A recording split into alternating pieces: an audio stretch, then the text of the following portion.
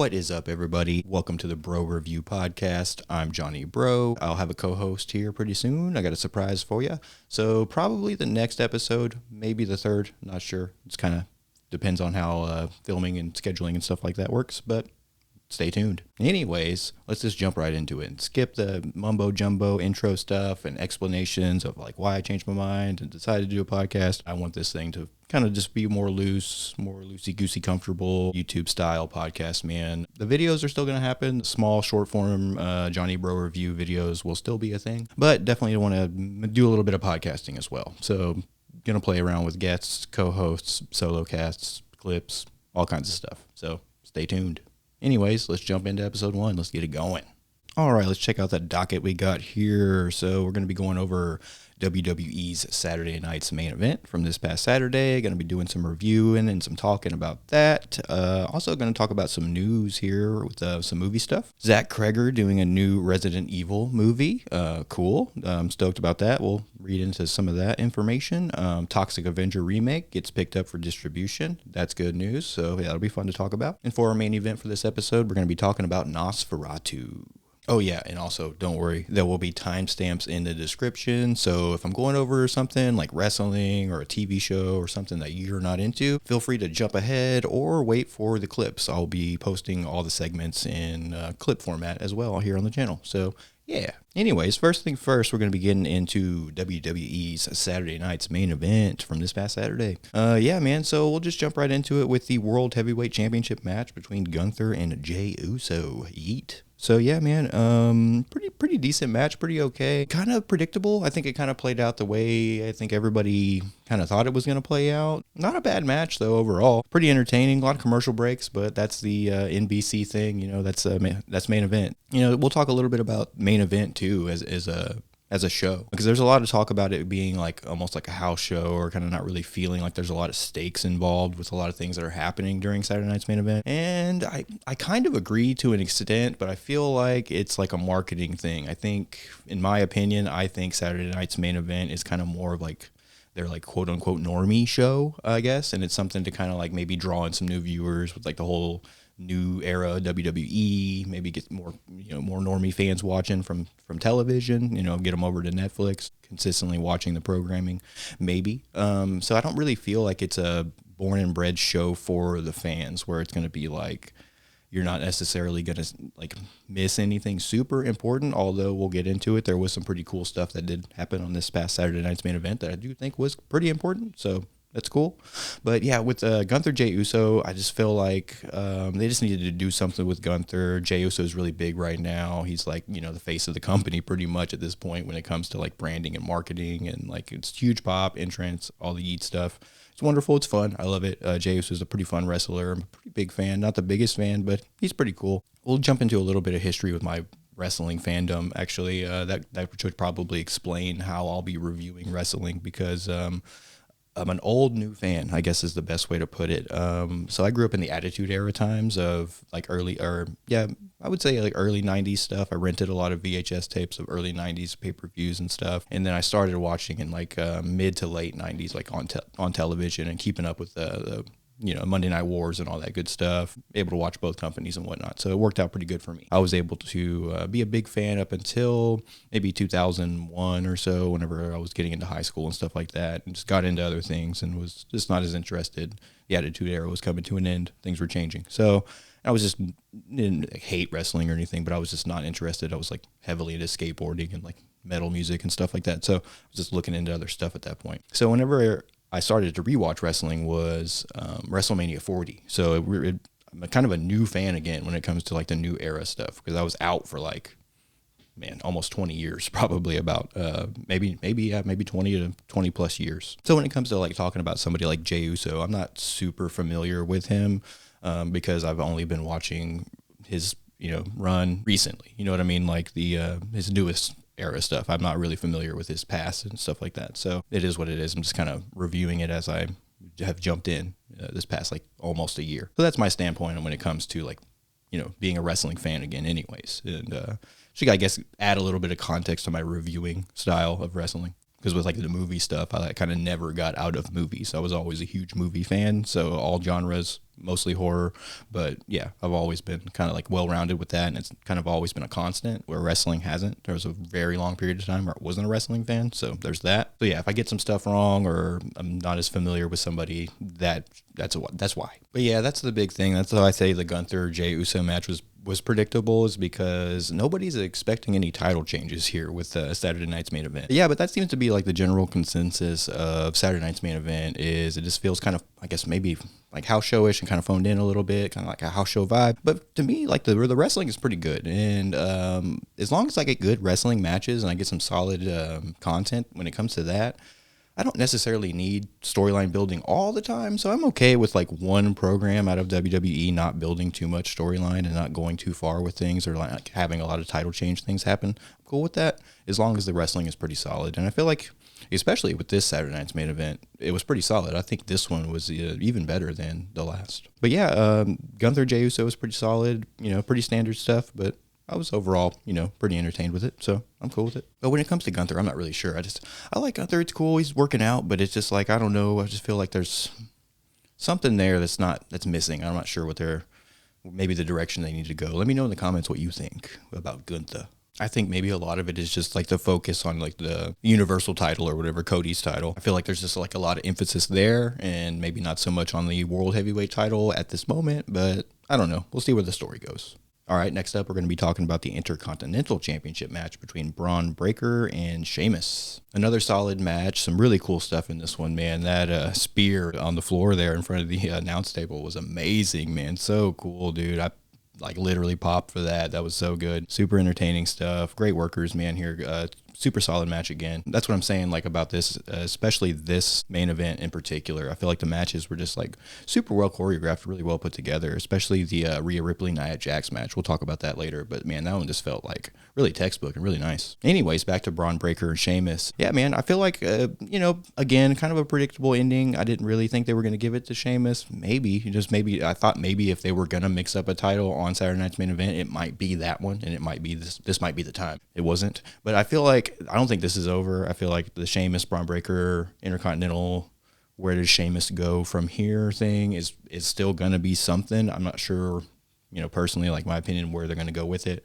But I feel like Sheamus is not just going to like let this go completely. I feel like this is still going to continue on to be something. But yeah, I'm really liking Braun Breaker, man. I was a big Steiner Brothers fan back in the day. They were always really fun to watch. I was a WCW kid. So yeah, the Steiner Brothers were ruling over there. Really good, really fun, entertaining stuff for sure. So really cool to see a Steiner in there again. And he's great, man. He's got good aura. He's very scary, mean looking guy. Great physique, wonderful move sets. Yeah, I'm a big Braun Breaker guy. I'm digging him. I want to see him on more PLEs. That's definitely like my thing. I'm gonna push this Intercontinental belt a little bit more. Let's do it. All right, man. Next one up is Braun Strowman versus Jacob Fatu. And this is what I was talking about when I was talking about like reasons to watch Saturday night's main event. I feel like this was one. This is like a little sprinkle, little Salt Bay moment here with Jacob Fatu just going off and going wild and like just moonsaulting his ass off on Strowman over here after he's just down and out for the count, man. You got the ring full of officials and everybody. You got general managers everywhere. He like throws a chair at the dude's head. First guy in the ring. That was wild, man. I was like, holy crap. This is good stuff. Jacob Fatu, again, that aura, he's got that for sure, man. Maybe even more so than Braun Breaker. I mean, it's just scary. You know what I mean? It's super intense. Great wrestler. He's gonna go places. This is the year of Fatu for sure, man. I think they have a great opportunity to like really push him and really do more stuff like this. Like some more unhinged, wild stuff. The crowd popped for it. It was great. It was pretty solid match as well. But just the way it wrapped up was pretty wild. A little weird with the way that they booked it with the ref stuff, but it worked itself out, and it made sense to me for some building Fatu's just aura and like intensity. Next up is Women's World Championship, Rhea Ripley versus Nia Jax. Dude, solid match, man. Again, like I'd said before, I'd mentioned this earlier in this review, that I just really thought the choreographed moves and everything was just super solid. They did a lot of cool stuff. Really got to see like Rhea just like show like what a good worker she is in this match, and I think that was really cool. Just a great bare bones world championship match. And I'm not like the biggest Nia Jax fan, but I felt like she was used really well here. She was like, her strengths were utilized in a really, really solid way in this match. And it just complemented Rhea's intensity so well. Yeah, great chemistry with these two. I was pleasantly surprised by this match. It was a great way to start the show too. I feel like Rhea did get a little hurt. I'm not sure if she got like injured or for real, but with when she dropped on her and she was like grabbing her rib there towards the end. So like the last few minutes felt a little wobbly, but overall, man, solid match. Really good movesets, great choreography. Yeah, super good, super entertaining. Not a lot of downtime either. That was another thing I noticed about like this match in general and Saturday Night's Main Event this time around in general too, is that just the intensity. It felt like, you know, time meant something. Like it was moving fast. It wasn't like, it didn't like feel sluggish at all. It felt like really, really well paced. And I think that's just because like this is like the second one back after like the first one back, if that makes sense. Like the original Saturday Night's Main Event coming back. You know, it's been a while since it had been a thing, and they kind of rebranded it to the old school way and all that kind of stuff with like the new promo stuff for it. Yeah, we got that one out of the way. Now we're in like more of like a groove now, I think, with Saturday Night's Main Event. The same with like Netflix. You know, the first Raw Netflix just felt like a PLE, and like a lot of like, you know, mentioning Netflix over and over again, which, you know, it's gonna happen. It's a huge deal. I get it. It's a big thing. But I feel like we're there with Saturday Night's Main Event now, where it's like, okay, this can kind of be its own thing now. It's not like the hype has died down. So now, you know, the intensity and the pacing can like speed up a little bit. And I feel like they definitely did that in this one for sure. And I feel like a great representation or example of that would be this match here with Rhea Ripley and Nia Jax. Next up is the contract signing between Cody Rhodes and Kevin Owens with special guest Shawn Heartbreak Kid Michaels. Yeah, man, super fun, dude. A good time. A little bit more fun than I thought it was going to be. I was kind of like meh on the idea. Like, okay, whatever. You know, this is a thing. I hadn't really seen one in like the new era yet, I don't think, as far as the contract signing goes, because like I said, I'm a new fan to it with the PLEs ever since Mania 40, but like just PLEs until now. Like now that Netflix has Raw, I'm able to watch Raw. Still trying to figure out SmackDown. So give me a minute. I'll get some SmackDown reviewing eventually, but let me work some magic and we'll figure it out. But as of right now, I'm just reviewing the PLEs and Raw and stuff like that. And Saturday Night's Main Event. Yeah, I was pleasantly surprised by just how fun this promo was and this contract signing thing. The Shawn Michaels super kick was awesome to see. Definitely got a pop out of me from that. Great promos from everybody all around. The intensity is there. They really like sold me on the match. You know what I mean? I was already sold on the match. I'm a ladder match fan big time. So I was excited about it already. But yeah, definitely building some hype around it. The double belt thing is going to be an interesting aspect to it. The theory online, and I kind of think that might be the way to go with it, is one's going to pull one belt and the other's going to pull the other. What do we do? I don't know. I don't know what's going to happen. Is Randy Orton going to get involved? That's another theory I saw floating around that I think is pretty interesting, because the whole Kevin Owens, you know, going to be a rivalry there now. So that ought to be fun if that happens. I don't know. Let's see. I don't know. Yeah. Pretty stoked on it. I was cool with the contract signing. It was a fun thing. Yeah. Good little addition to Main Event. All right, now we're going to shift gears into the horror movie realm. We're going to talk about Barbarian director Zach Kreger writing and directing next Resident Evil movie. Dude, fingers crossed this is good. Man, Resident Evil. Jeez, dude, such a cool concept, but just always dropping the ball. We'll get into it. Let's jump into this article, and then we'll talk Resident Evil, you know, through and through. The movies, at least. After 7 live-action movies and a short-lived Netflix television series, The Hollywood Reporter informs us tonight that Constantin Film and PlayStation Productions are bringing the Resident Evil video game saga back to the big screen.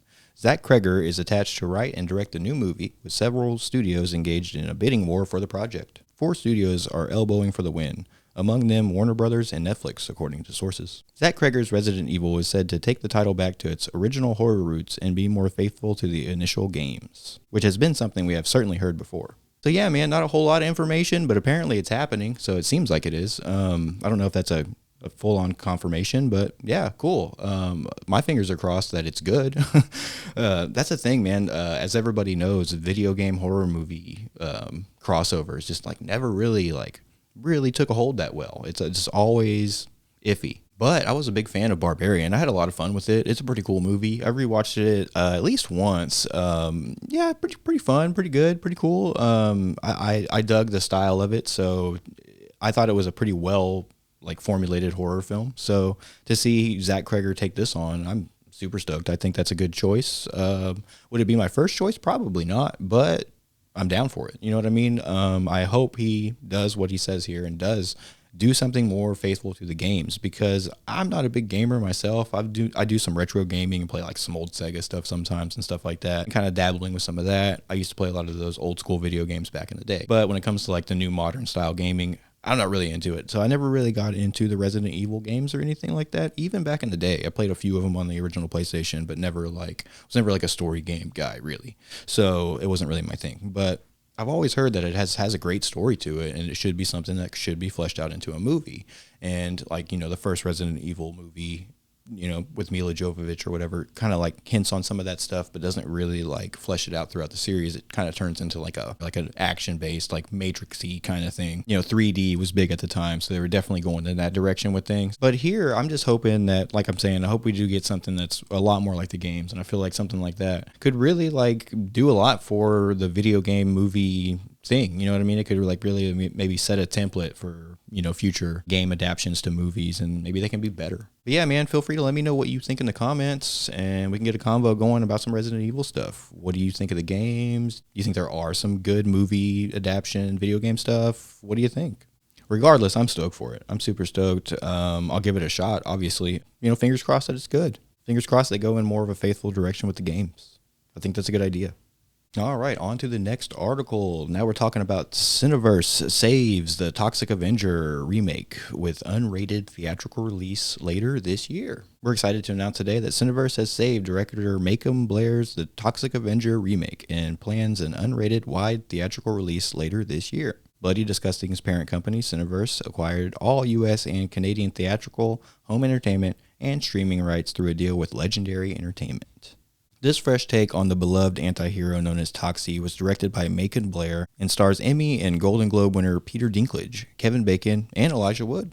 In this bold new chapter of the classic midnight movie franchise created by Lloyd Kaufman and Troma Entertainment, a shocking accident transforms downtrodden janitor Winston Goose into a mutant vigilante. Armed with his signature mop, the unlikely hero battles freaks, gangsters, and corrupt CEOs while trying to save his relationship with his son. The story channels the subversive gonzo energy of the original Toxic Avenger while delivering a fresh, contemporary twist. The film features an all-star cast that also includes Jacob Tremblay, Julia Davis, and Taylor Page. Opening to critical acclaim at Fantastic Fest, The Toxic Avenger has hailed as a riotous blend of social satire, inventive gore, and unexpected heart. With a 92% score on Rotten Tomatoes, the film reaffirms the enduring power of subversive cinema to captivate and challenge audiences. The Toxic Avenger isn't just a great film, it's an important one, says Cineverse chairman and CEO Chris McGurk. Peter Dinklage's transformation performance and Macon Blair's fearless direction deliver a story that speaks to the anxieties of our time with outrageous humor and unflinching creativity. This is the kind of movie that major studios are averse to release because it dares to push boundaries. But Cineverse is rooted in championing bold, uncompromising storytelling. We believe audiences are ready and eager for films like this to take center stage. In reaction to the upcoming release, Lloyd Kaufman, president of Troma and creator of The Toxic Avenger, commented, "Michael Hertz, Toxie, and I have mopped our tears away. Macon Blair's fantastic reimagining of Toxie's life is even better than Troma's. The Troma fans will be ecstatic." Cineverse's proven track record with unrated films, including last October's box office phenomenon Terrifier 3, the highest-grossing non-rated film in U.S. history, underscores its ability to connect audiences with bold, authentic stories. I'm beyond grateful to the team behind The Toxic Avenger, who were so supportive and steady-handed as we search for the perfect distribution partner for our film, says director Macon Blair. It's so cool that folks will have the chance to see this in theaters. It's a fun, rowdy movie you want to see with a crowd. Mutant hero smashes bad guys with a mop. Perfect entertainment for the whole family. Our goal was always to preserve the heart and spirit of the original Toxie, which was seared into my brain at a very young age, and to try to make something that Troma fans would dig at the same time, do something with the character that feels fresh. Lloyd and Michael at Troma have been a blast to work with. Absolutely everyone at Legendary are stars, and I can't wait to start working with the champs at Cineverse to bring this version of Toxie to fans new and old. Macon Blair directed the film from a screenplay he wrote based on Lloyd Kaufman's The Toxic Avenger from 1984. So yeah, man, I'm a fairly big fan of the original Toxic Avenger. It's a pretty fun movie. I definitely have those like same childhood memories of it. I rented that at way too young of an age because of the Toxic Crusader cartoon. You know what I mean? Like that was like a thing. So I remember like being a fan of the Toxic Crusader cartoon and having a lot of the toys. Like I'll see them on those like 90s throwback pages all the time and be like, oh yeah, I have that. That's so awesome. Nostalgia overload. Yeah, I loved stuff like that when I was a kid. I always liked all the weird, creepy stuff. So I remember renting the original Toxic Avenger movie and just being like, whoa, I didn't know it was like that. You know what I mean? My parents were like, what's going on? Yeah, this is one of those things. You know, that was the time back then. They were making kids cartoon content out of like hard R adult stuff. Troma's pretty fun. I like some Troma stuff. I'm not the biggest fan of like all their stuff. I'm not like a shot on video guy or anything really, but there are like a handful of some of those type of movies that I do like. But this one I'm pretty stoked on. I have a lot of fun with these type of movies. I like Hobo with a Shotgun. I like stuff like that. So I was pretty stoked on this. I thought it was a cool idea. You got a really cool cast too. Elijah Wood. That's awesome. So I was like super stoked to see him as a villain here. Like the one promotional picture we got, he looks super weird and creepy. So that's going to be fun. And I feel like his style of acting, what he does with horror, should fit this type of vibe pretty well. And I was just super bummed, just in general, just like for indie films and for horror in general, that this thing wasn't getting picked up. And I was like, just watched a YouTube video the other day about how this thing was like maybe going to become lost media or something like that. And it's like, dang, man, that's such a shame, dude. It's like so much work goes into something. And yeah, obviously this isn't for everybody. This is like a very niche style of film. But yeah, man, it's just such a bummer to hear about that. So yeah, I'm fucking stoked that they actually are going to put this out. And I probably won't see it in theaters. I'm not a big theater guy. I always wait for streaming. I like the comfort of my own home. I'm just that guy. But I'm definitely going to check it out on streaming when it hits. So yeah, definitely stoked that it's actually happening. And yeah, man, stay tuned. We'll talk more about it when more comes out about it, I guess. All right, so that's going to do it for the articles and all the other stuff. So now we're going to jump into the main event review of the episode, Nosferatu, Robert Eggers 2024. So yeah, man, I dig it, man. It was a lot of fun. I really enjoyed it a lot. It was pretty much what I expected. I don't have any notes or anything, so I'm just like, you know, we're just letting it rip. You know what I mean? Just kind of rolling with it. We're going straight off the dome today with today's review. Like I said, podcast format's back. Want to get a little bit loosey-goosey with it, so we're just going to kind of roll. Anyways, yeah, it was kind of what I was expecting. Robert Eggers is very good with the period piece stuff. He's very, like, punctual with the dialogue and the settings and the atmosphere and the costumes. All that stuff, I definitely is what I was expecting from it. And I was pleasantly, you know, pleased with it. Yeah, it reminded me a lot of Bram Stoker's Dracula from the 90s. Obviously, we're playing off of a similar and same story pretty much. So there's lots of similarities there, but I like how he kind of mixed in some of like the original Dracula story with the Nosferatu stuff, changing some character stuff up a little bit, kind of doing his own kind of thing with it, kind of like mixing the two a little bit, leaning towards the Nosferatu thing, but then kind of like incorporating some of that kind of stuff. Awesome. I thought that stuff was really great. Acting all around was pretty good. I feel like Willem Dafoe really stole the show. Of course, I kind of figured he would. He's really good with these type of roles. He's great at chewing the scenery, and all the line delivery and everything just feels like very authentic. You know what I mean? Like some of the other actors in the film, like some of the side characters and stuff, does feel a little bit like you're watching a play. It does kind of feel like that, but I feel like it's gonna feel like that because of like the style of movie it is. It's like those old school style of movies. This is what you think of when you think of a play, stuff like that. So, like, yeah, it's going to have that vibe with some of it. But I feel like Lily Rose Depp did a pretty good job. I was hearing a lot of that from her, like from different reviewers talking about her performance here. And I feel like some of it does have that vibe where you're like, okay, this feels like kind of high school play a little bit. I don't know. But then some of it's great. Like some of her delivery is wonderful. I feel like all the possession stuff worked really, really well. I feel like it was really cool. It was a really cool aspect to kind of work in some like exorcism-y vibes into this thing. I know there's some of that in the original stuff and then the 92 and whatnot, but the way that they did it here, I thought was really cool. The casting was really wonderful. I really wanted Anya Taylor-Joy. I hear that that she was supposed to be signed onto the project like a long time ago, but I don't know, maybe scheduling conflicts or something. I was just like, man, that would have been perfect because she was in The Witch, Robert Eggers. Like the familiarity of just like working together before would have been really cool to see. And I just love her. She's just a great actress. She's one of my favorite right now. And just like, moving up in the horror world, as like one of those, like, I guess a modern day scream queen, I guess you could say. So yeah, I was kind of bummed that we were getting Lily Rose Depp instead of Anya Taylor-Joy, but cool with it, man. I think she did a really good job with it. I'm happy with what she did. Yeah, I didn't really have a problem with too many of the actors or the performances when it comes to the acting. Yeah, I feel like it was fairly solid. Like I said, there's some moments here and there with some of your side characters and some of your like less important characters, I guess. It feels a little bit playish. But it's fine. It's going to happen. I feel like in these type of movies, you're not going to nail it. Not everybody's going to be a Willem Dafoe. They're not all going to bring it like that. It is what it is. All the other stuff too, like all the other aspects, really worked on me, man. It hit on all cylinders for me. I think that's the best way to put it. Like with these type of slow burn movies, which I'm a fan of, like all kinds of stuff. I always say that, and I guess I'll be saying that again in my new videos here. Is all over the place as a fan. Like I watch.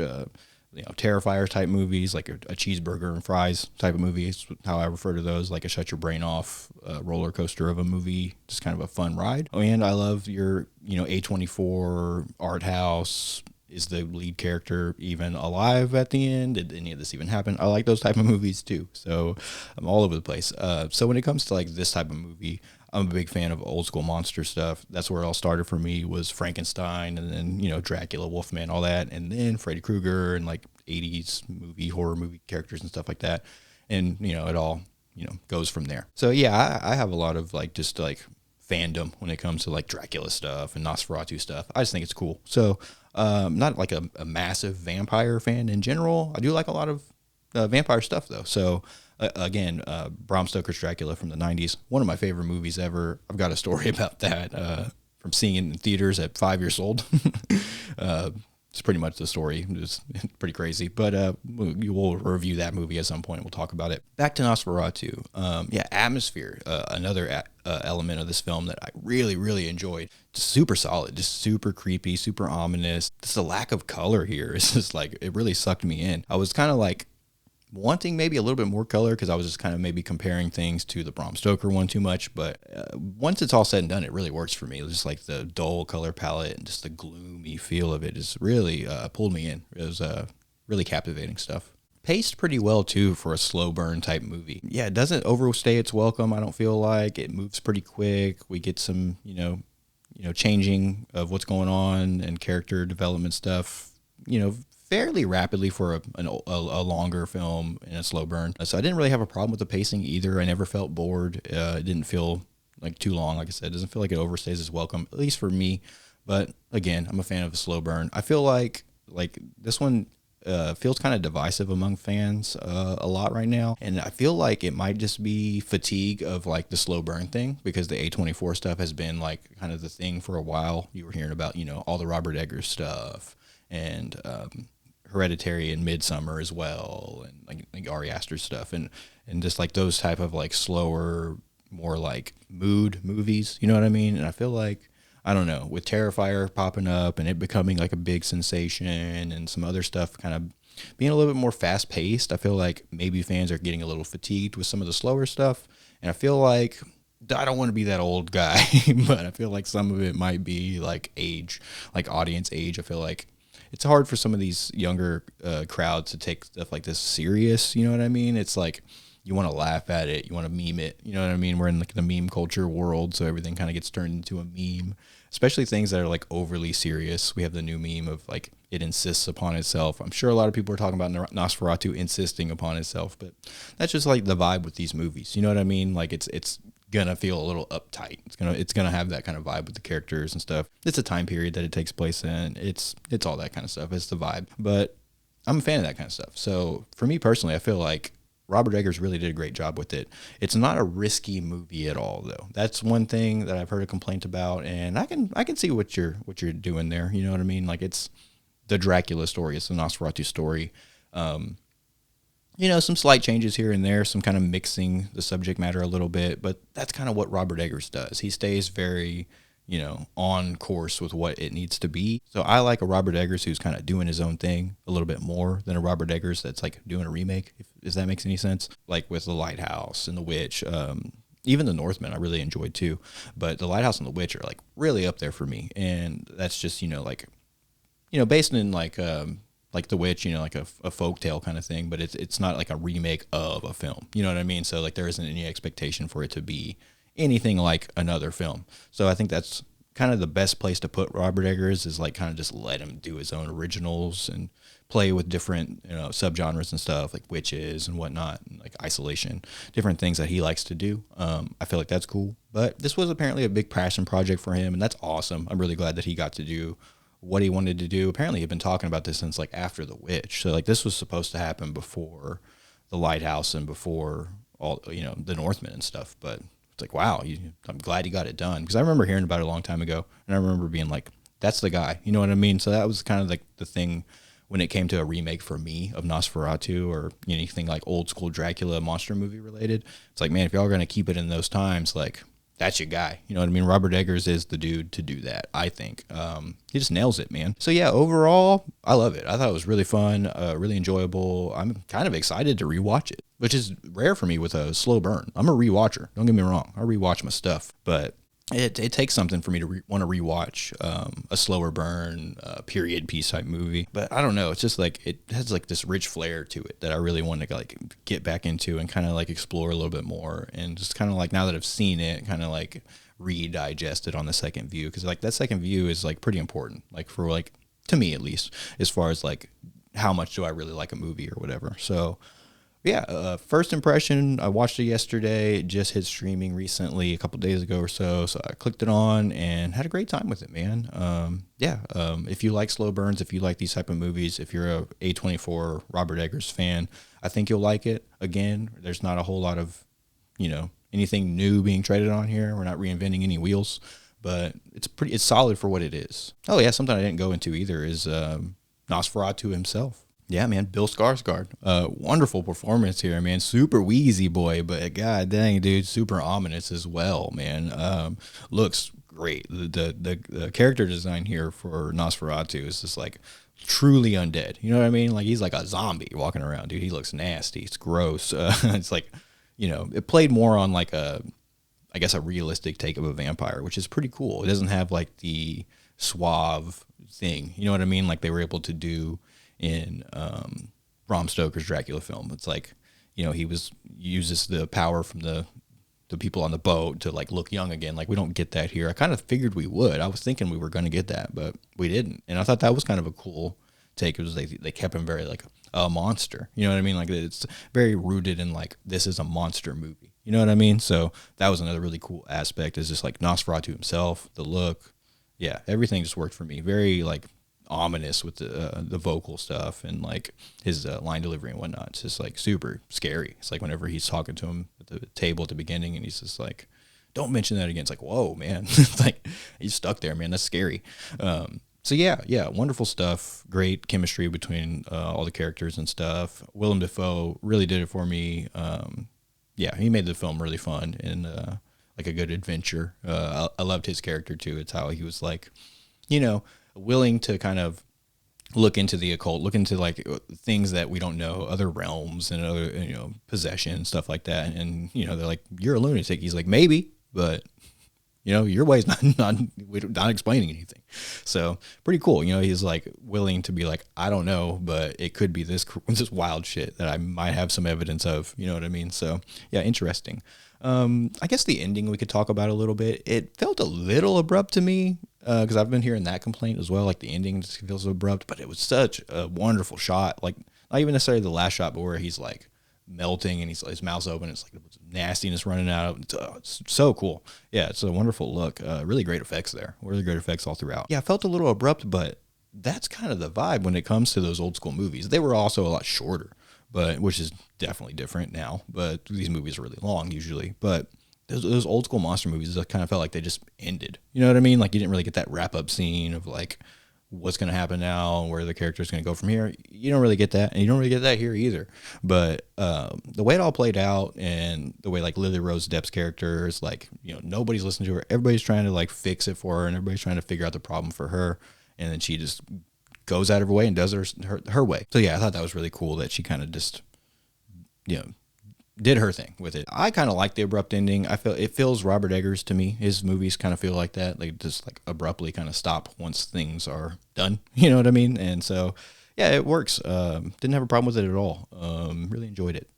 So yeah, that's gonna do it for the episode, man. First episode back to podcasting again. Yeah, dude. So my brother will be here, probably episode 2 as a co-host. So he'll be on a lot of the episodes. I'm gonna have some guests on. I'm gonna do some by myself. So yeah, we're gonna play it by ear and kind of mess around with the podcast thing again. I know in my first video back, I said I didn't want to mess with the podcast format, but a few weeks went by and I was kind of thinking about things, and I do still want to do the short form videos. Johnny Breaux review episode videos will still happen. The 5 of my favorites and all the little planned out videos I have that are like a little bit more like focused, I guess, will be, still be here on the channel, and then we'll still be doing, the podcast too. So like Breaux review podcast will be a thing, long form, more loose, little less editing. And the Johnny Breaux review videos will just kind of be the filler stuff, like the small, quick stuff that I can like get out there a little faster and not have to do so much prep work for.